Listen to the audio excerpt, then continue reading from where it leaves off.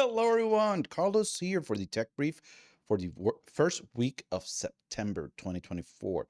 So let's get started with the news. I don't have a lot of news articles right now to go through, but there's one specific that came through my feed that was another ransomware attack, another influence operation, another interference with elections, which is kind of like the default for this time of the year. And with ransomware, yeah, if I start covering every ransomware attack, we'll be here hours. But there was one specific one that was around Python PyPI packages with an attack called Revival Hijack. And when we look at this attack, what happens is that a maintainer of the free piece of software of the open source project that is published into PyPI decides to delete the package. They're going like, hey, this is too much work. Started this on my free time, and now it's kind of like become a burden just to maintain, or I'm not interested anymore in it. And they just go into the PyPI repo and delete that specific package. What happens is that a malicious actor can come in and just take over that PyPI package and publish their own malicious one with the same name. And when somebody does a pip update all, what's going to happen is that that malicious package is going to be installed. There's no checks, there's no verification, since many of these packages are actually not signed, and signing is not verified to confirm who the author is. So this is yet another supply chain of attack that can happen when it comes to libraries. We've been seeing thousands of malicious npm packages being marked by GitHub as malicious, as malware, and now we're seeing this with PyPI packages. That is something that comes up every month, and I think that a lot of organizations are not taking the proper precautions of just talking with their internal developers or talking with other companies that they hire and going like, hey, you're coding all of this stuff in Python, you're coding all of this stuff in JavaScript, you're coding all of this stuff in Rust. I want an SBOM. I want to know specifically what package are you using. I want to know the version. And in addition to that, I want to know how are you making sure that you're not having typos in those package names, that you're ensuring that that is a specific version. If somebody does a malicious update, it's not going to break anything. And this is something that is constantly in the back of my head, since I maintain multiple open source projects, and some of them are used by very big companies. And people do approach me, hey, I want to buy this project from you and I want to maintain it. And I go like, no. So that has happened to me. I wonder what would happen to somebody that is actually struggling, or somebody that's just fed up of maintaining a open source package and dealing with constant issues in GitHub. So yeah, it's something to consider. It's something that I do ask that you take into consideration as you're working through all of your software development practices, including hiring third parties for doing this. Now, moving along to the vulnerabilities, we have quite a large list this week. So the first one is a Cisco vulnerability on the Smart Licensing Utility. This one has a CVSS score of 9.8. There's no proof of concept. It is not being actively exploited. And the way that it works is that a vulnerability in the Cisco Smart Licensing Utility could allow any unauthenticated attacker to log in and to affect the system, and they're going to be administrator on that system. So this is a big one. Cisco is asking all of their customers to patch to the latest version of the Smart Licensing Utility. A lot of large organizations actually use this. So I highly recommend that you take heed of the warning and that you start addressing this one in specific. The next vulnerability I want to go over is from Zyxel Corporation. They make multiple access points and routers used both by consumers and enterprises. They have a CVE 2024-7260. This one actually allows a attacker to just use a malicious host field inside of a cookie, and they're able to execute commands by sending those crafted cookies to the device. This is a very big one, given that a lot of organizations many times are not taking proper inventory of this type of devices. I've actually seen corporations just in the heat of battle, just to get something out the door in terms of product and in troubleshooting, they'll put some of this consumer type devices out into the network, also just to save some money. in remote locations. They'll just install lower cost access points to use in those smaller locations. So yeah, do make sure that you're patching for this vulnerability. The next vulnerability doesn't have a CVE yet. This one is from Yubico. And I know it's not a very high CVSS score. They're putting it at 4.9, but it's kind of like making the rounds in the news. And a lot of people are going like, hey, the sky's falling. Hey, YubiKeys are broken. Oh, this is horrible.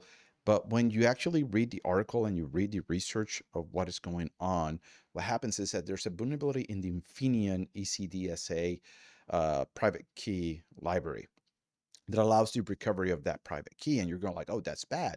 That means that somebody can clone it. Yes, same thing with Java cards. Now, the thing is that whoever performs this attack, they need to have access to that YubiKey for a couple of hours. They need an oscilloscope and they need specialized gear to perform this attack. If you have a YubiKey where you can set a pin to it, or it requires a fingerprint, it's going to make it a lot harder for that attacker to be able to clone that YubiKey. So the attack in terms of complexity, in terms of the requirements, is very high. There are mitigating factors that I can put in place, and they need physical access. So does this mean that YubiKeys are broken? No. You can still use them if you follow good advice while you work in to replace the existing ones for ones that are not vulnerable to this. Yubico is saying that all of the security key series with firmware prior to 5.7 and UBHSM2 with firmware prior to 2.40 are affected by this. Newer versions are not. So do check your inventory and address this. But it's not one of those, this guy is falling. I'm seeing it in every news article out there. It's getting a lot of attention. So this means that it's serious. No, do your proper research, read the articles, and you'll see that it's not so big. Now we have another vulnerability, which is for Apache Offbits. This is their CRM solution, and this one's quite big. Not only does it allow an attacker to get unauthenticated access and be able to uh, get remote code execution to the Office platform, but it also allows them to bypass the mitigations that were in place for other vulnerabilities. There's proof of concept code for this one and has a CVSS score of 7.5. It allows it to actually bypass CVE 2024-32113, CVE 2024-36104, and CVE 2024-38856. So this means that if you're a user of this platform, you should really patch this as soon as possible. Cisco has also put out an advisory for their Cisco Meraki system management agent in Windows. This one has a CVSS score of 7.3 and it has a CVE of CVE 2024-2430.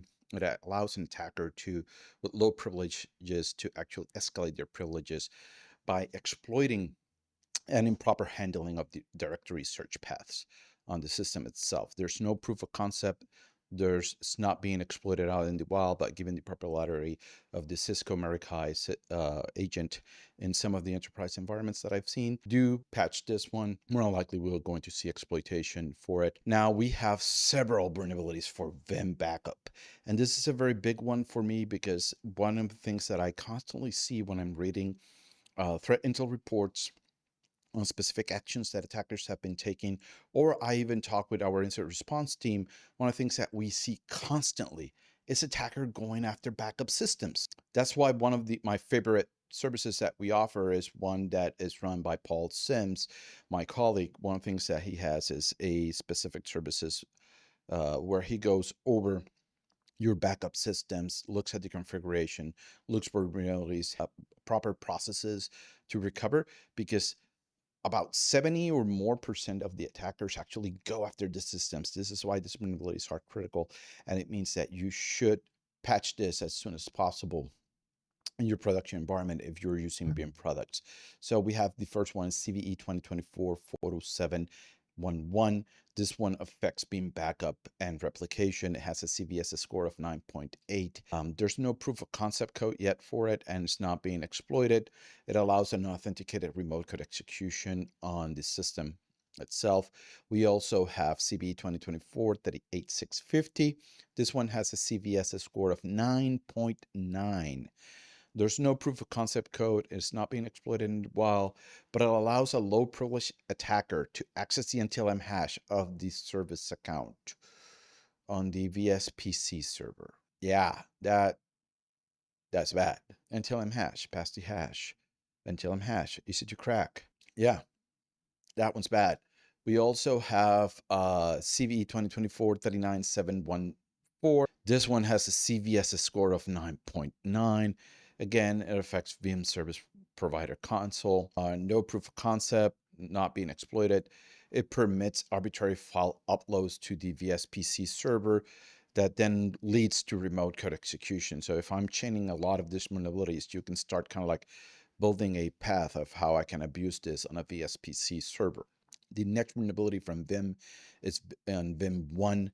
This one has a CVE of CVE 2024-42024, and it has a CVSS score of 9.1.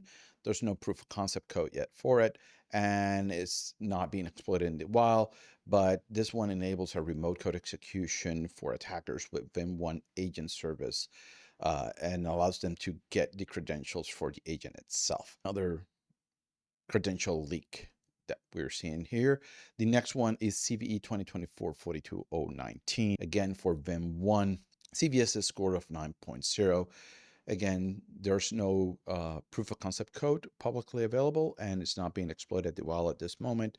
This vulnerability actually allows access to the NTLM hash of the Vim reporter service account. So we're starting to see a pattern here that Vim started kind of auditing all of their code, and they found that those credentials for those service accounts are actually exposed to low privilege users, which means that if we look at the threat intel for most ransomware crews and for most attackers, one of the first things that they go after once they have gained access to a system and they've done situational awareness and harvest as much information on that system, is that they're going to be looking for credentials, credential harvesting, so they can then start performing lateral movement. So yeah, this forms part of every attacker's attack path that we see out there, them performing either from commercial, nation state, ransomware crew.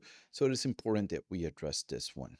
So those are all of the vulnerabilities so far. I know that there was a lot, and this tech brief kind of went a bit long, but I do thank you for your time. And remember, if you need any service in terms of this series, pen test, IR, tabletop exercises, workshops on multiple subjects, including even how to write implants and agents, we offer all of those services here at TrustedSec. So do reach out if you need any of them. And again, thank you for your time, and I'll see you guys in the next video.